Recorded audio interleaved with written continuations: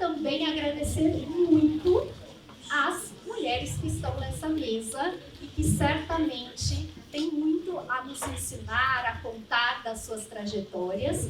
Eu vou apresentá-las muito rapidamente, porque vocês já as conhecem por meio dos livros ou por meio da poesia. E começo apresentando a Nicole Amaral, que participou do Slam Interescolar Estadual em 2019 e em 2020 da competição Interescolar Nacional, também organizada pelo Slam da Guilhermina, e é uma campeã que tem aqui muito a nos falar sobre o Slam. A Cassiana Pisaia, que é coautora dos livros Laila, a Menina Síria e o Haiti de Jean, publicados pela Editora do Brasil, e que receberam o selo de altamente recomendável e integraram o catálogo FMIG da Feira de Bolonha em 2 anos consecutivos, sendo que Laila, a Menina Síria, também foi selecionada para o PNLD Literário 2020 e ficou no 3º lugar no Prêmio Biblioteca Nacional, categoria juvenil, enquanto que o Haiti de Jean ficou em 2º lugar no Prêmio Literário Biblioteca Nacional 2020, categoria juvenil. Então, muito obrigada, Cassiana. E também a Heloísa Prieto, que eu vou dizer que é autora de 95 e corro o risco de já estar desatualizada.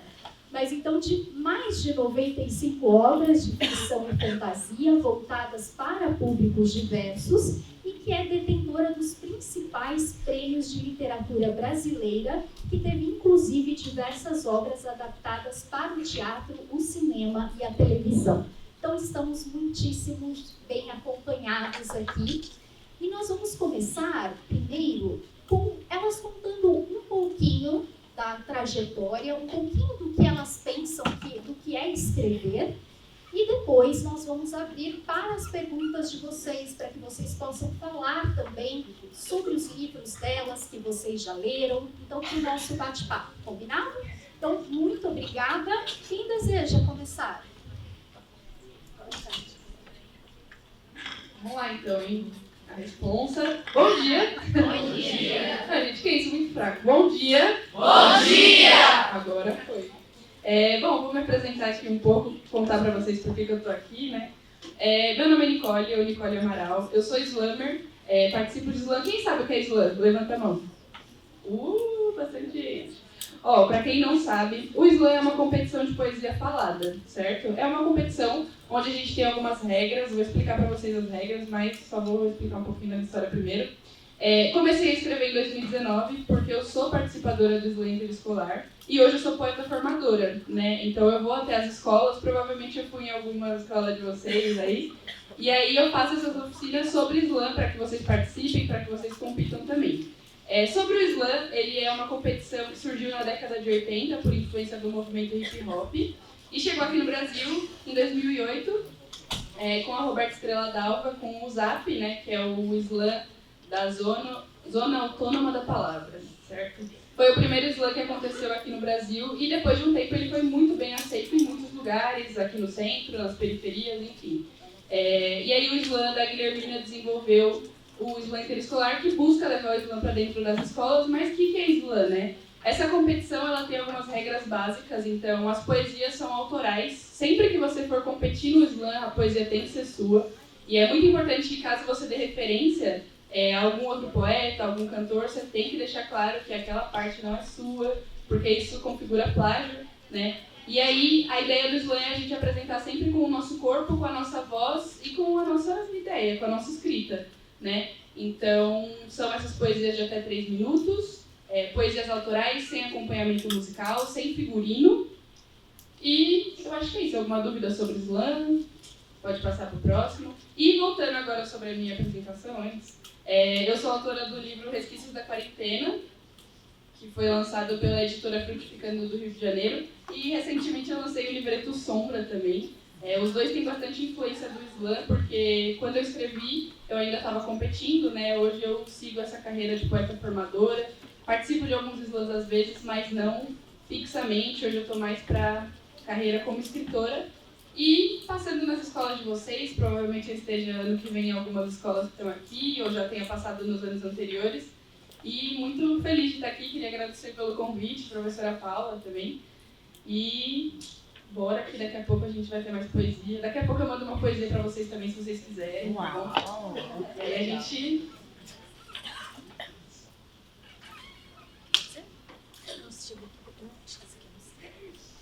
Oi, bom dia. Estão ouvindo? Tá ligado? Alô? Já ligados? Vocês estão me ouvindo? Sim. Não? Não? Tá baixo? Como é que a gente faz para aumentar?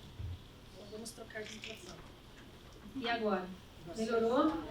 Estão ouvindo lá atrás? Sim. Tudo bem com vocês? Sim. Tudo bem? Então, eu sou a Cassiana, vim lá de Curitiba. Tá bem mais frio que aqui lá. Lá tá bem mais frio que aqui. Eu comecei a ler e a escrever, na verdade a escrever com a idade mais ou menos de vocês, assim. Eu escrevia, sempre escrevi, sem saber se eu ia virar escritora, se eu ia virar jornalista, como depois eu me tornei. Eu fazia porque era a minha forma de expressão. Eu acho que isso acontece com quase todo mundo, né? A gente sempre tem uma forma de expressão. Pode ser desenhar, pode ser escrever, pode ser falar, pode ser criar poesia, né? Tem muitas formas de criação. Então, era a minha forma de expressão. Depois eu fiz jornalismo, me tornei repórter. Então, o que eu fazia era coletar histórias. O que eu gostava de fazer era conhecer as pessoas, conhecer as histórias das pessoas e contar para os outros. Então, de qualquer forma, é uma maneira de contar histórias, sempre. Aí, depois de muito tempo fazendo isso, eu quis voltar para a literatura. Né? As pessoas dizem, você foi para a literatura. Não, eu voltei para a literatura. Ela é a minha base. Né? Ela sempre foi a base de tudo que eu fiz na minha vida. Foi a leitura, mais do que a escrita, foi a leitura. E ao voltar para a literatura, eu fui escrever sobre o que me incomodava. As pessoas perguntam, mas o que o jovem quer ler? Olha, existem muitos jovens, cada um de vocês pode gostar de uma coisa diferente, cada grupo pode gostar de uma coisa diferente. Então, eu precisava partir, acho que como todo criador, né, partir de si próprio, do que me sensibiliza. E aí, os assuntos que me sensibilizam são muitas vezes complicados de transformar em literatura. Então, eu fui falar de guerra, eu fui falar de refugiado, eu fui falar de coisas de histórias não contadas, porque não interessa contar, de pessoas esquecidas, de pessoas apagadas, de histórias que ninguém quer saber, porque doem às vezes, né? E às vezes é mais fácil ignorar. E eu acho que o lugar da literatura é esse, da gente colocar isso, tanto a beleza quanto as angústias, quanto os incômodos, aquelas coisas que a gente precisa trazer para o mundo para a gente não adoecer, para a gente poder transformar essa realidade que nos incomoda. Porque se a gente não tentar transformar, a gente fica doente, a gente entristece, a gente fica apática, a gente deprime. E isso é morte, gente. É a morte da gente. Então, a maneira que a gente tem de sobreviver, quando tudo parece ruim, ou quando o mundo parece cruel demais, ou quando a gente está angustiado demais, é a gente transformar isso, primeiro em expressão. E a minha expressão é a palavra. A palavra falada, mas principalmente a palavra escrita. E eu acho que o livro tem muitos caminhos, né, para a gente estar com ele. Um deles é a leitura individual. A gente pode ler para se divertir, a gente pode ler para passar o tempo. O livro, ele cabe tudo dentro de um livro, em todos os momentos da nossa vida. Quando a gente quer ler uma história de amor, né, tudo cabe ali. Mas para mim o livro, ele é um catalisador. O que é um catalisador? É algo que gera uma onda. Não faz sentido só um de vocês lerem, né? A gente lê um livro aqui e a gente fica quieto só com a gente. Eu acho que o livro tem que catalisar, fazer onda, fazer vocês falarem, fazer a gente conversar, fazer a gente falar desse mundo que está tão estranho, né? Bom, expliquei, né? Mas vamos ser mais concretos. Escrevi alguns livros para criança e para jovem. Os meus primeiros livros foram da coleção Mundo Sem Fronteiras, que trata da história de refugiados, de crianças e jovens refugiados. Então, o primeiro foi Laila, Menina Síria, como eu disse. que conta a história de uma menina que foge da guerra da Síria. O segundo foi o Haiti de Jean, que conta a história de um menino que sobrevive ao maior terremoto do Haiti, de Porto Príncipe, capital, que sai literalmente dos escombros da capital e tem que percorrer, fugindo da miséria e da violência, tem que percorrer praticamente a pé toda a América do Sul, até chegar no Brasil, passando por todas as fronteiras e países, e muitas vezes caindo nas mãos de traficantes de pessoas.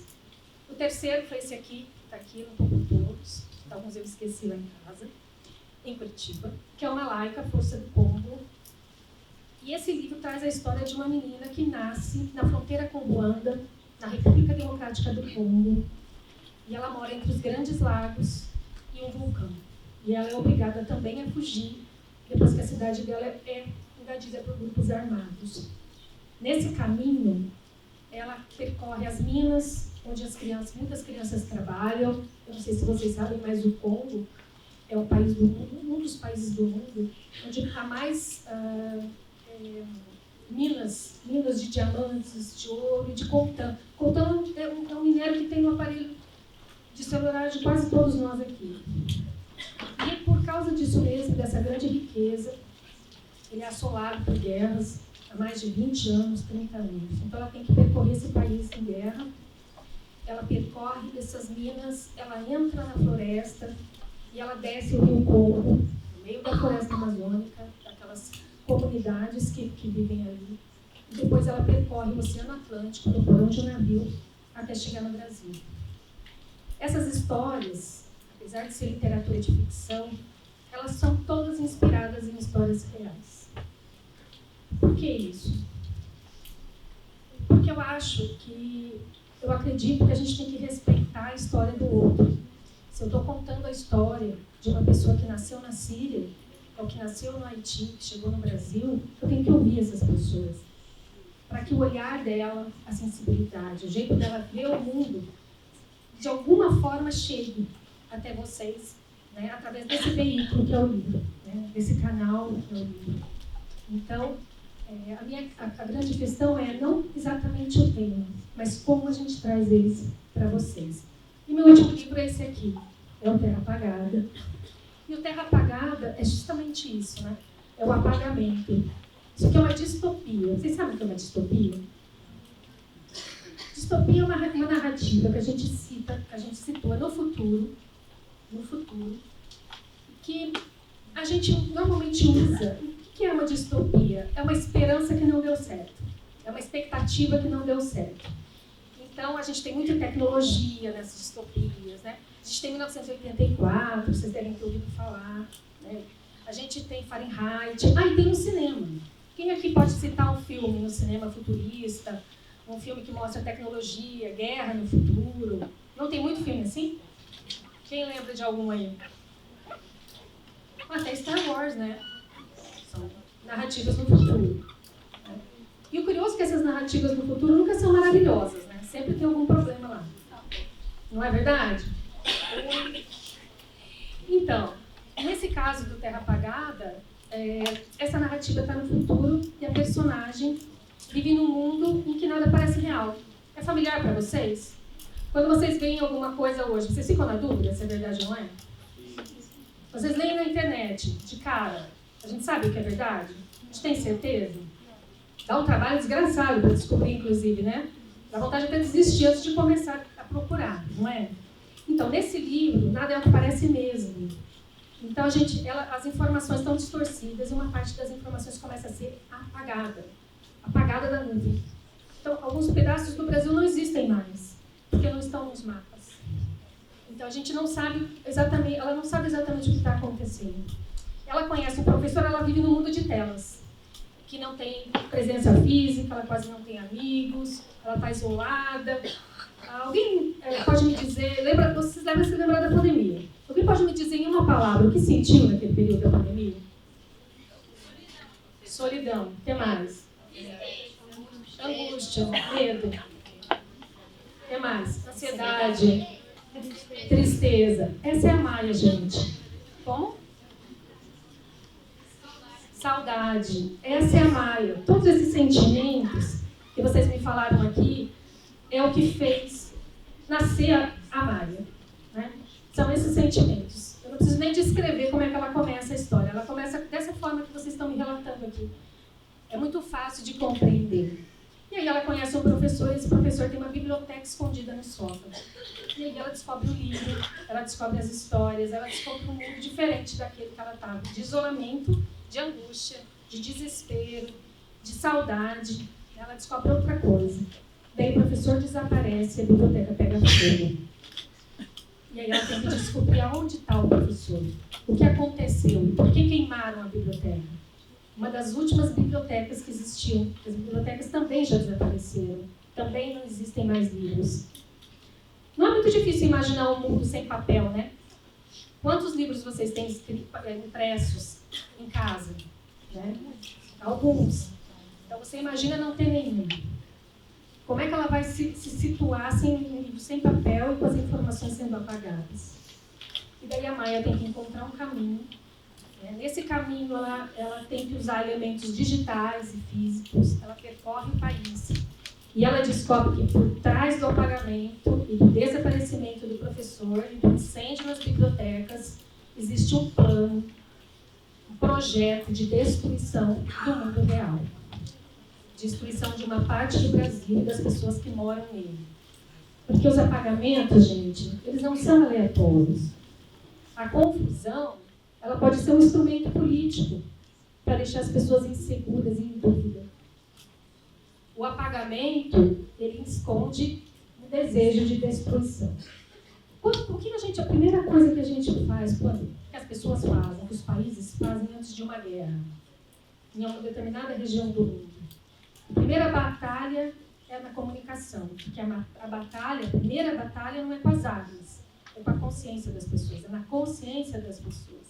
Eu preciso convencer vocês de que aquela pessoa que vai ser morta e massacrada, que aquela pessoa não é ninguém, que aquela pessoa não é ser humano.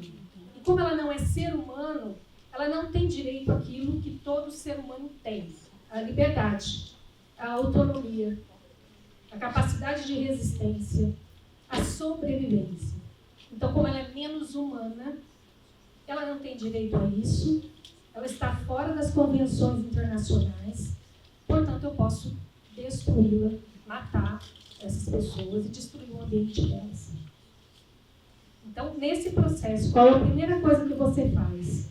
Você apaga a existência dela. Você apaga o que ela diz, você apaga a cultura, você apaga as relações familiares, você transforma aquela pessoa em ninguém. Depois que você transforma em ninguém, é fácil de matar, fisicamente. Isso lembra alguma coisa para vocês? Vocês sabem do que eu estou falando? Vocês conseguem lembrar de alguma guerra? De alguma coisa que a gente tem visto na TV? Ou não? O que vocês se lembram? Diga. A eugenia de Hitler sobre os negros, judeus, etc. O que mais?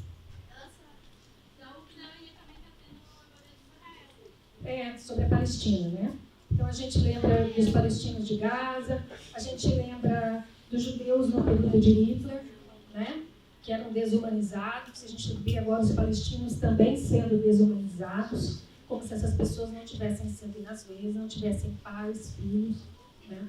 E não tivessem a sua cultura, a sua língua e as suas tradições. Essa é uma estratégia. Então, Terra Apagada é isso, né? É um caminho da Maia para tentar se encontrar nesse mundo em que as coisas são apagadas, né, no mundo virtual e na mente das pessoas, para depois poderem ser mortas ou destruídas aqui na vida real, no mundo real.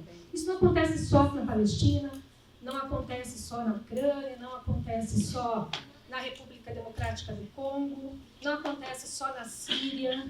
Todas essas são terras apagadas e todos esses povos são povos apagados. E não é por acaso. Mas aqui também acontece isso, ou não? Acontece ou não? Tem povos no Brasil, pessoas no Brasil que são apagadas? Vocês podem me dar um exemplo? Indígenas? Quem mais? Oi? Quilombolas. Mas até a gente, né? gente não sente, às vezes, que uma parte da gente está sendo apagada? Vocês sentem que vocês são invisíveis, às vezes? Que ninguém está prestando atenção em você? Que você não importa? Então, isso acontece na Palestina e acontece, às vezes, dentro da nossa casa, ou no nosso bairro, ou na nossa escola. Sempre tem alguém sendo apagado. E sempre tem um pedaço da gente também sendo nesse processo. Porque quando a gente desumaniza alguém, a gente também fica menos humano. A gente mata um pedaço da gente também. Que é um pedaço mais bacana, mais bonito, né? Mais justo, mais amoroso, mais fraterno. Então, desumanizar o outro, desumaniza também a gente mesmo. Então, é por isso que eu escrevo, né? Para tornar visível o invisível, do outro lado do mundo, na Síria, no Haiti, na Palestina, no Brasil, na Amazônia, também aqui, nessa sala. Eu estava conversando aqui, o Islã é uma maneira de dar voz ao invisível, ao apagado, que muitas vezes não tem outra oportunidade do espaço. Então, para mim, a literatura é isso, acho que eu falei demais. Mas é isso, e eu estou muito feliz de estar aqui, agradeço muito, até pelo que eu disse mesmo. Para mim, o livro, hoje é um canal, ele é um ponto de partida, não de fim. Ele não é o fim, ele é o meio. Ele é o meio da gente começar a falar das coisas, discutir as coisas, conversar sobre elas, trazer elementos, estabelecer pontes. O mundo da Maia, do Terra Apagada, é um mundo de bolhas e de ilhas. Familiar para vocês? Quantas bolhas a gente tem aqui? Ou estamos todos na mesma bolha? Então, o livro é uma das formas, a arte, existem muitas formas da gente estabelecer pontes. Porque são as pontes que vão nos fazer estourar essas bolhas e nos tornar pessoas mais justas, mais interessantes, mais esperançosas, mais motivadas, né? E sermos mais felizes também. E como eu disse, quando a gente inviabiliza o outro, a gente também inviabiliza a própria felicidade. Não existe felicidade sem o outro. Concordam ou não? Sim. Então, muito obrigada, gente. Um prazer estar aqui.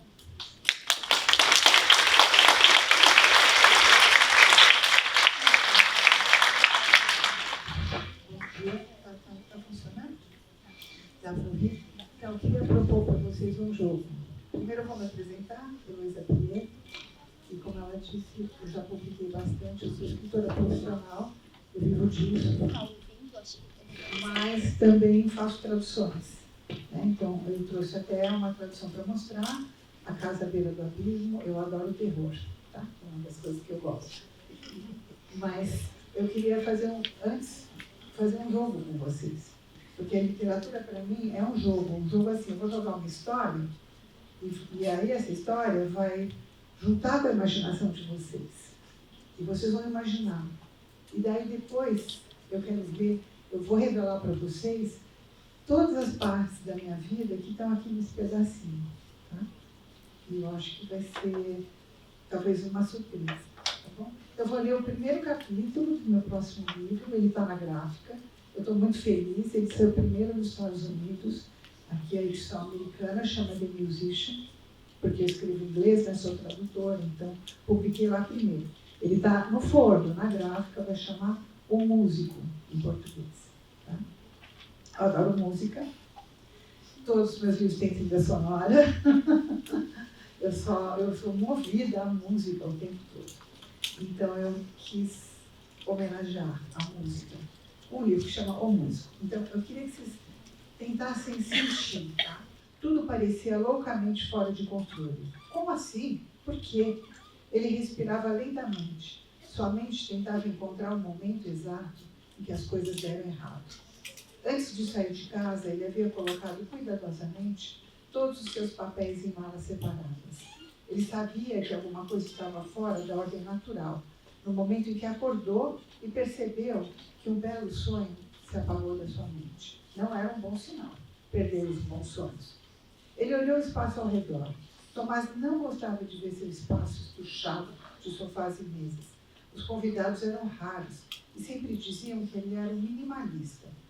Para não dizer que eu achava um cara incomum. Livros e cadernos cuidadosamente empilhados espalhavam-se por toda a parte, parecendo pequenos edifícios coloridos.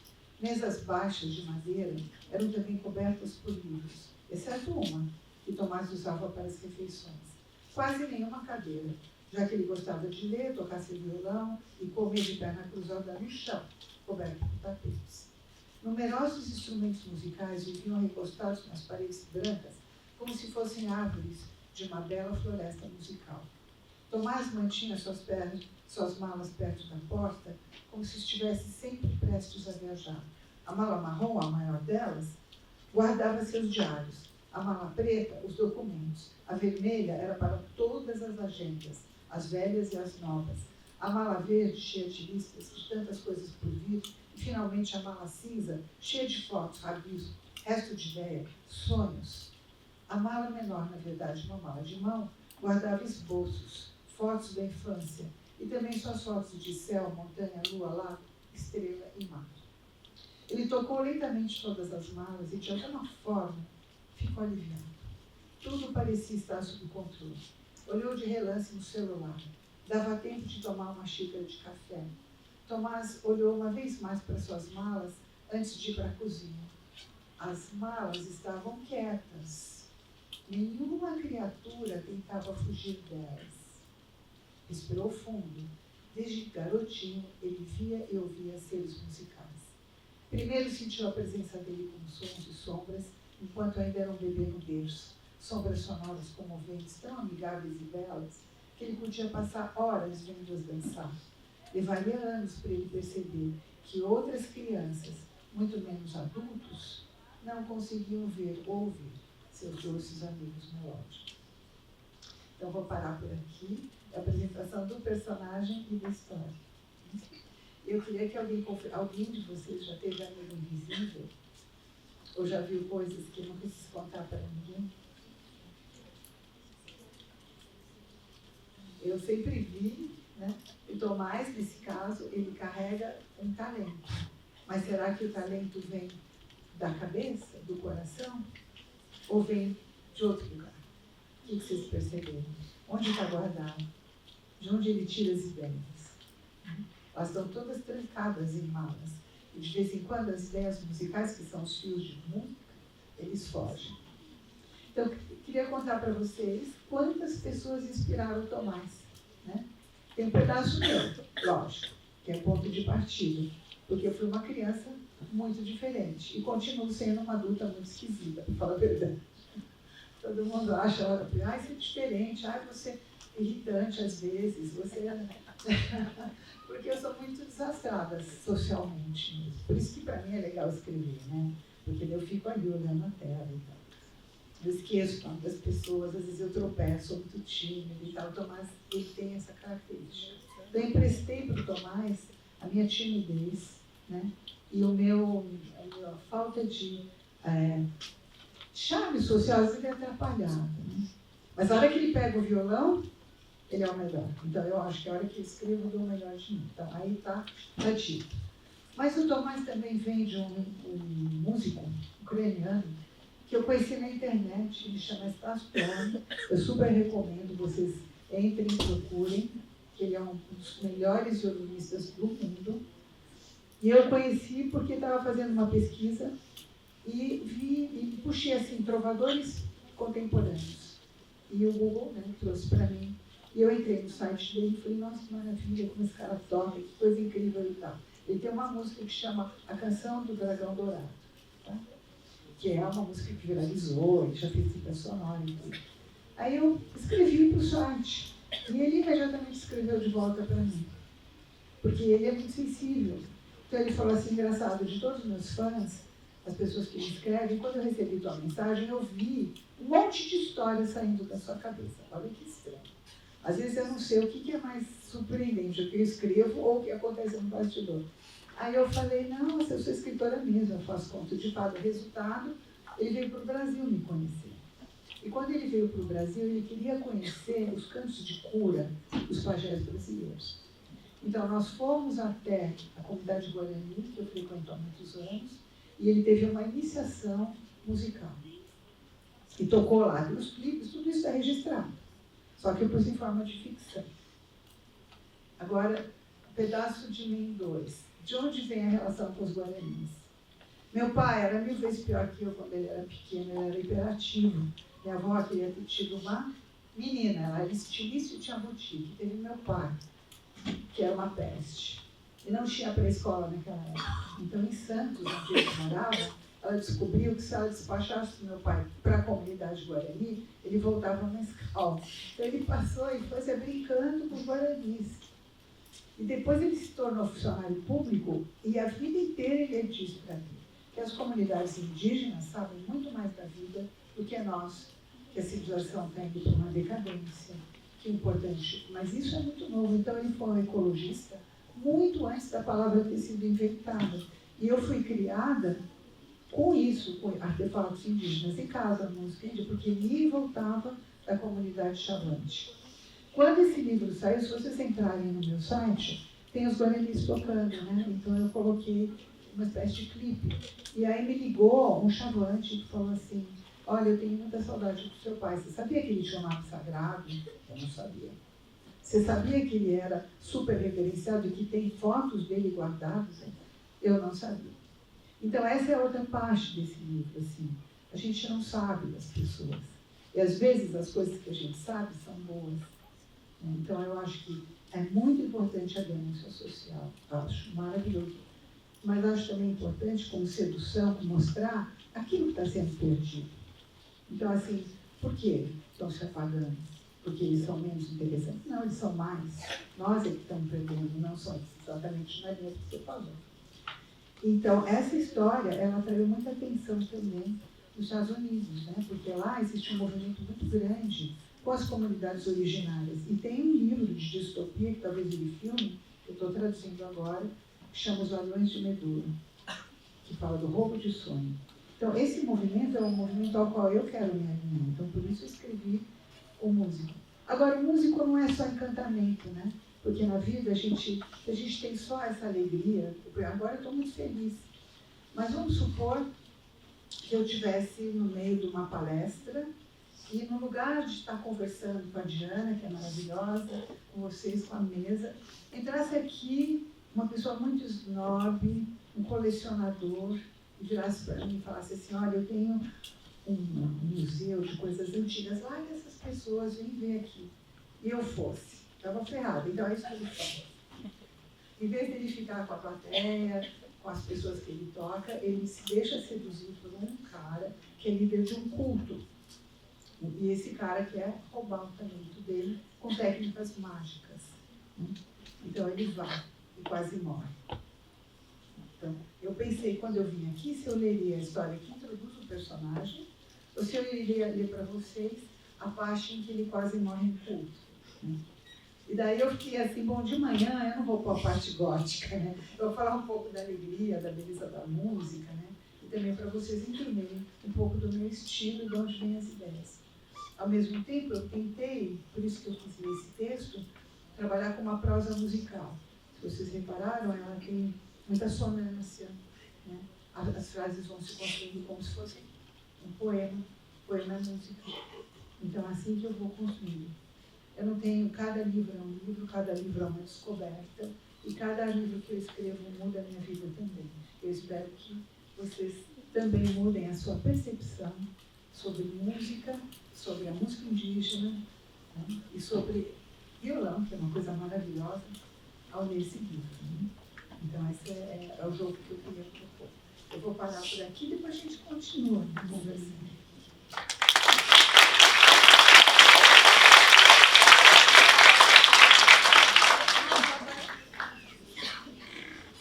Bom, vamos lá. Quando eu vou nas escolas, eu faço um exercício que eu gosto muito, que é fazer vocês escolherem uma coisa que vocês gostam e outra que vocês não gostam, certo? Quem estava na oficina sabe. E aí vocês escolhem uma dessas coisas que vocês optaram para fazer uma poesia curta, certo? Então a gente escolhe um tema e desenvolve uma poesia curta ali rapidinho para a gente se apresentar. E aí eu gosto muito desse exercício porque eu uso ele também para escrever. E aí, recentemente, eu fui numa escola e falei assim, vou fazer esse exercício também. E aí, eu queria muito falar sobre a minha avó, que é uma coisa que eu gosto, no caso, né? E aí eu vou mandar essa poesia pra vocês. Não tenho ela decorada, mas eu vou ler aqui. Só que pra gente só fazer uma introduçãozinha de slam, precisa de um grito, certo? Aí eu vou fazer um grito simples. Vou falar 1, 2, 3, vocês respondem poesia bem alto e depois é silêncio pra poesia. Combinado? Todo mundo combinado? Fechou. 1, 2, 3... Poesia! Essa carta foi feita para explicar que tem dores que duram mocota.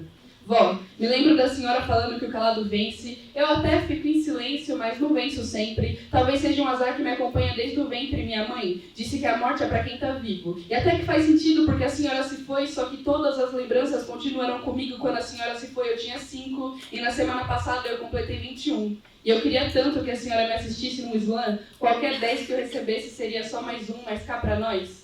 Todo 10 que eu recebi depois de 2020 foi só mais um, ou 2. E eu gosto muito de viver o momento, mas prefiro 1000 vezes contemplar o depois com tudo. Eu confesso que ainda acho a vida legal.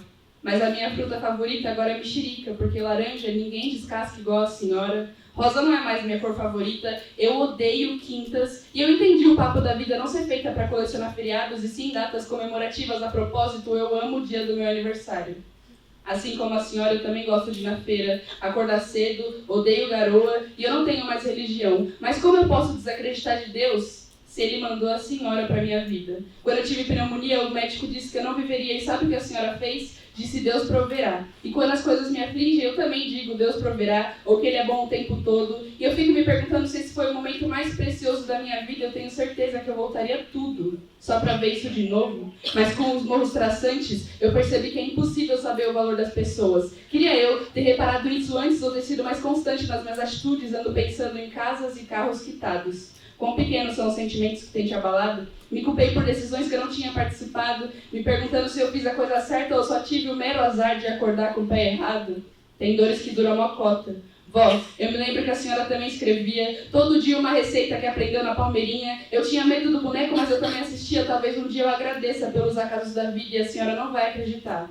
Eu aprendi a fazer poesia. É que tem um barulho incessante aqui dentro que só para quando eu encontro uma caneta e uma folha vazia. Hoje eu entro nas escolas e até faço oficina, mas minha sina é mostrar para eles que eles também são poetas de verdade. E eu tenho dialogado com pessoas como eu, que assistem poesia com os olhos brilhando que nem o meu. A senhora dizia que eu tinha um coração bom e a poesia nunca me deu motivo para duvidar. Mas assim como as poesias e lembranças, eu também não consigo voltar. Só que em meio a esse barulho incessante na minha mente, eu só fecho os olhos e tá tudo lá, e quem diria? Minha mãe vive falando para eu largar esses negócios de slam, mas eu tenho certeza que a senhora me apoiaria. Ela não tem culpa de acreditar em tudo, e eu não tenho culpa de acreditar em nada. Mas semana passada, no almoço de família, ela me chamou de poeta. E foi aí que eu percebi que ela também acreditava. Acho que não demonstrar afeto é uma coisa de família, porque ela jura que eu não vi ela no canto me assistindo, no slam da Guilhermina, e mal sabe que isso me incentiva todos os dias. Talvez seja o que organize a orquestra da minha cabeça. O barulho não é ruim, só é confuso. Tipo a saudade que te esmaga quando você foge dela, mas tem dores que duram mocota. E quando eu vejo, tudo apaga. E eu me esqueço que tudo isso era tudo, menos uma carta. Que eu tenho que escrever um legado antes que eu parta. E em meio a tantas as curiosidades, eu continuo odiando quintas-feiras. Mas é só porque a senhora se foi numa quarta.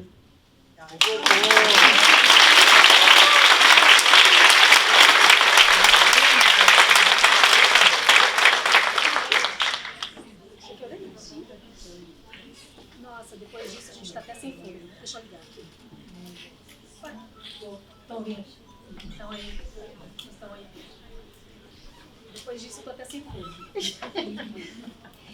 Eu vou ler um trechinho aqui do Malaika, tá bom?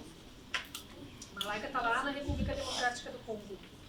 E esse aqui é um momento muito importante, um momento em que a fuga dela começa, né? Em que ela tem que deixar tudo que ela conhece ali, naquela região, no centro da África, a vida dela ali, e tem que empreender essa grande aventura. Tá, vamos lá, né?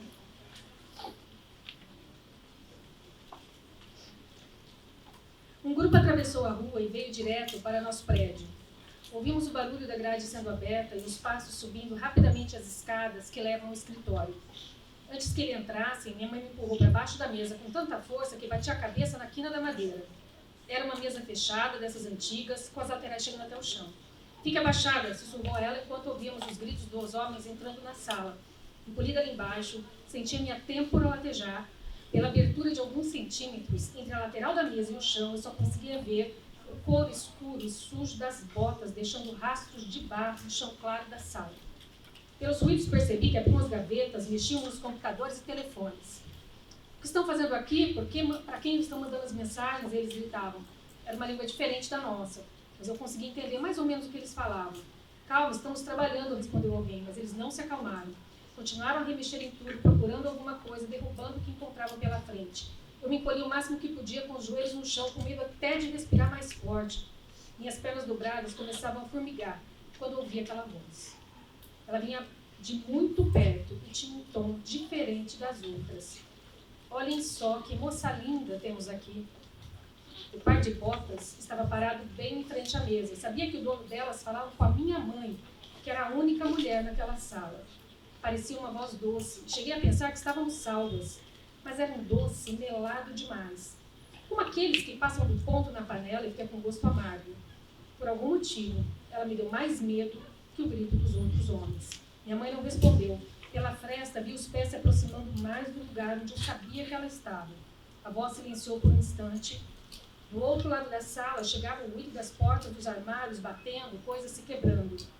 Uash, pare! Alguém gritou em Swahili, que é a língua que se fala dessa região. Era uma voz assustada, mas também forte, enérgica, muito diferente da suavidade de sempre. Ainda assim, percebi logo que era ele, Henry. Era o amigo dela. Deixe a mulher em paz, ele gritou mais uma vez. Por um instante, todas as vozes e ruídos desapareceram. E então, tudo aconteceu tão rápido que até hoje as coisas se misturam na minha mente. O som do tiro, os gritos, minha mãe me segurando pelo braço, nós duas correndo pela sala, o corpo caído no canto dos meus olhos. Depois, as escadas, a luz e as sombras aceleradas da rua. Corremos pela calçada, esgueirando-nos entre as bancas vazias, viramos uma esquina, depois outra, escondendo atrás dos carros, desviando dos homens de farda que agora estavam por todos os lados. Já estava sem fôlego quando minha mãe me puxou para fora da calçada. Entrei tropeçando pela única porta aberta na rua.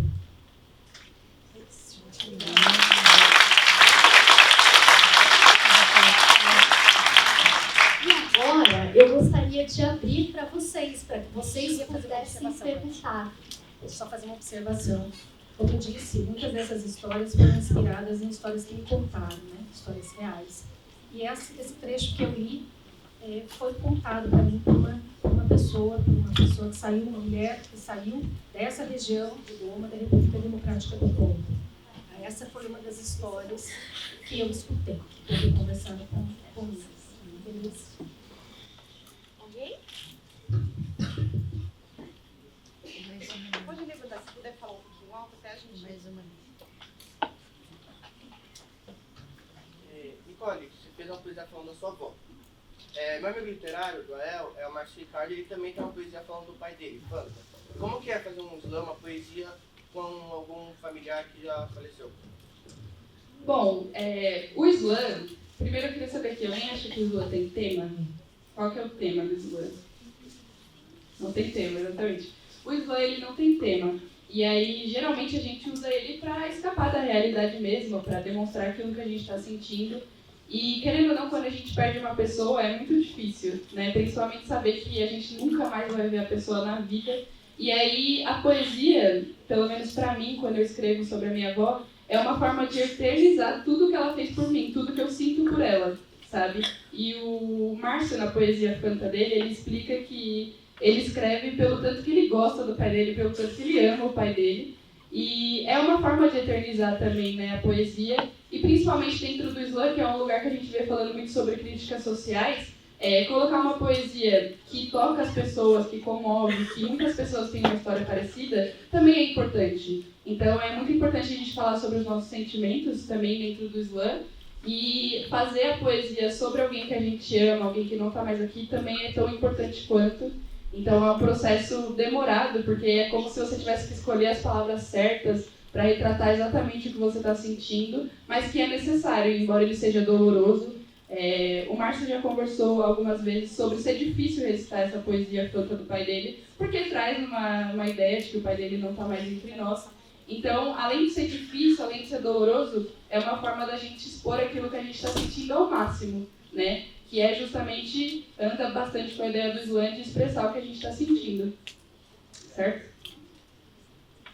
Oi, meu nome é Micaela e a minha pergunta vai para a Cassiana. Eu li um pouco que você também já foi repórter, coordenadora de equipes e editora. Quando você decidiu que isso não era o que você queria seguir na sua vida, como sua carreira? Oi, como que é seu nome? Micaela. Micaela. Obrigada, Micaela. Então, foi uma coisa natural, sabia? Eu acho que as coisas dão certo, não é porque elas terminam que elas deram errado, né? Às vezes elas fazem muito sentido num período da nossa vida. Mas o que acontece é que chegou um ponto que não era suficiente. Eu sou jornalista meio de aula por muitos anos e eu acho fantástico, acho extremamente importante.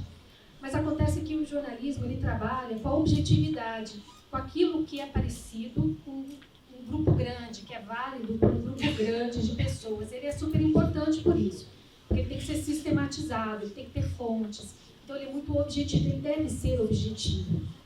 Mas tem um aspecto da realidade que ele não chega, que o jornalismo não chega. E esse aspecto, às vezes, é mais importante do que a notícia. Porque hoje, quando vocês veem aí na internet, né, todo mundo está vendo o tempo todo bomba caindo, gente morrendo, a gente está vendo agora a situação na Palestina. Chegou uma hora que eles estão morrendo a centenas por dia.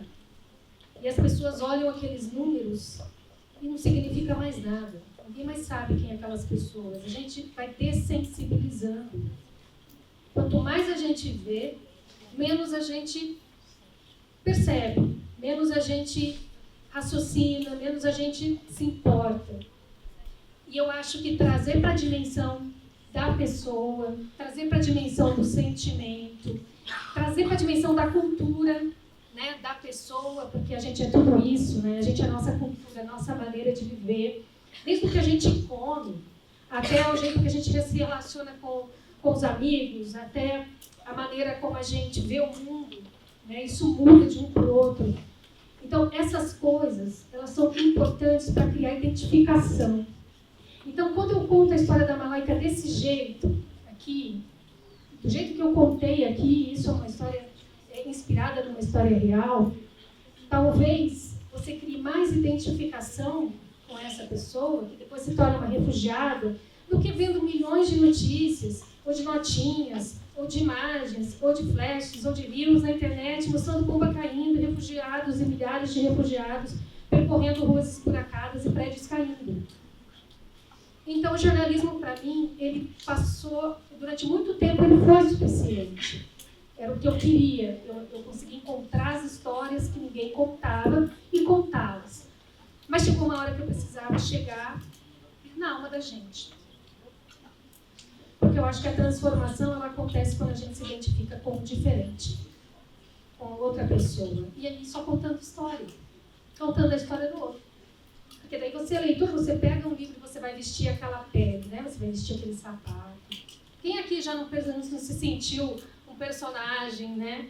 Já não imaginou como seria morar naquele lugar, naquele livro? Às vezes a gente vê livros de fantasia, você se imagina num mundo completamente diferente. Isso transforma a gente, como ela acabou de dizer, né? A literatura, a poesia, a arte, ela transforma a gente no contato com o outro.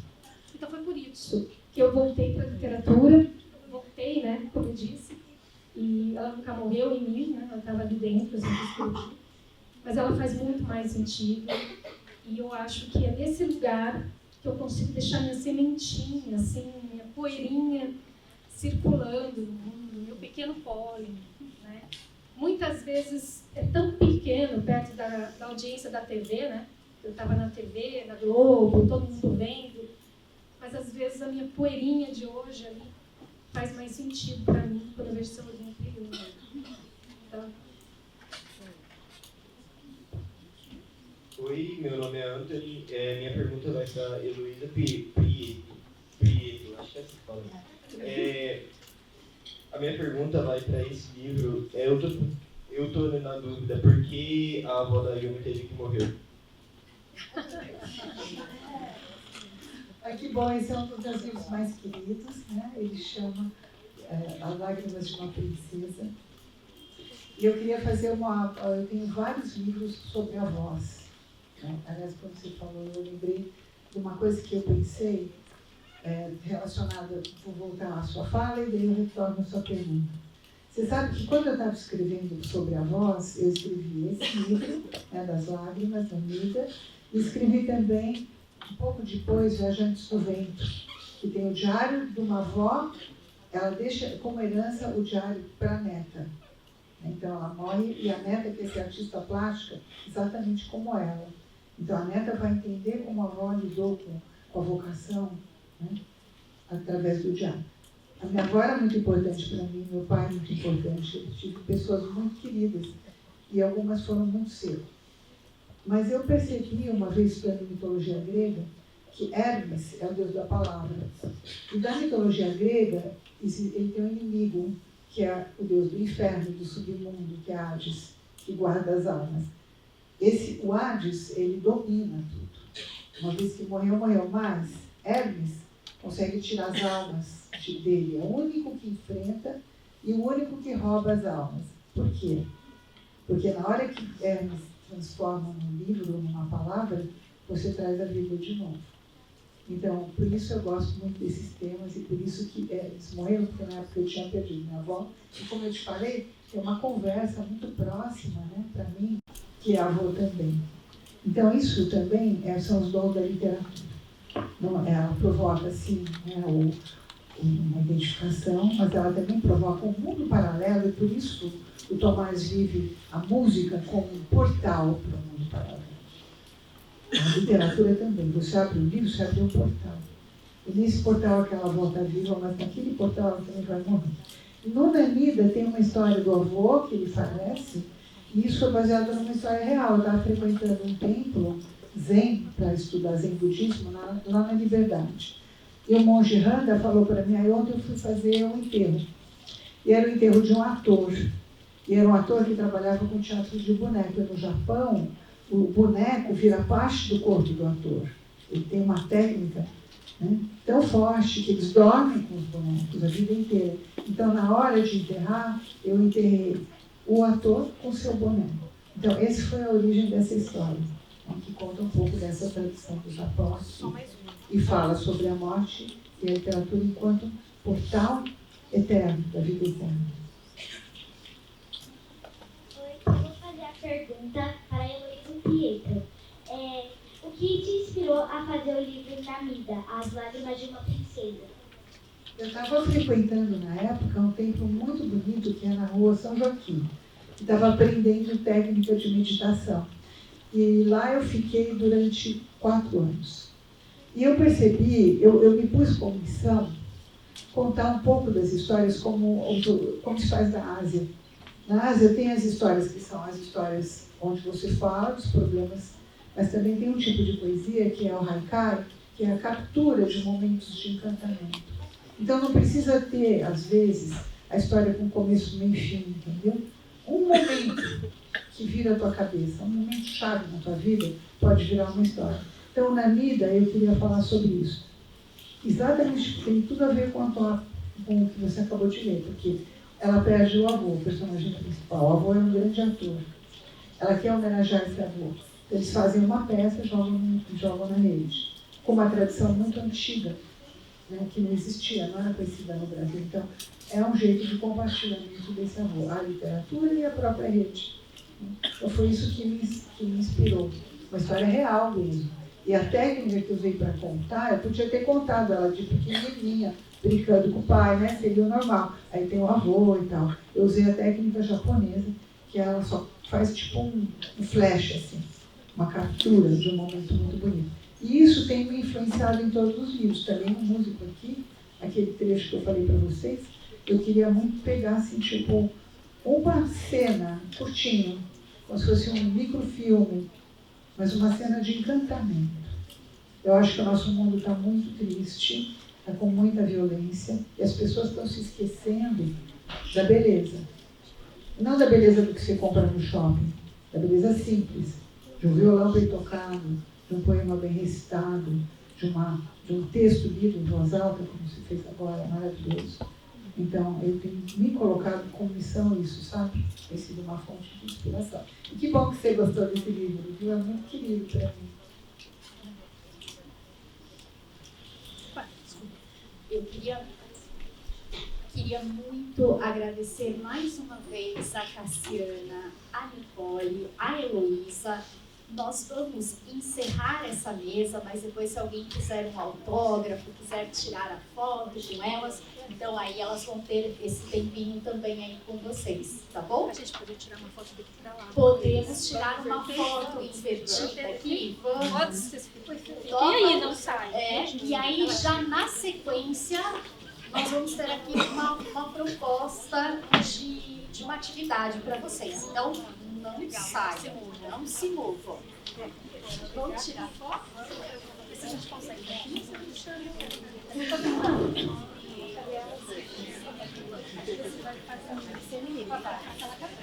A outra, toda arrumadinha.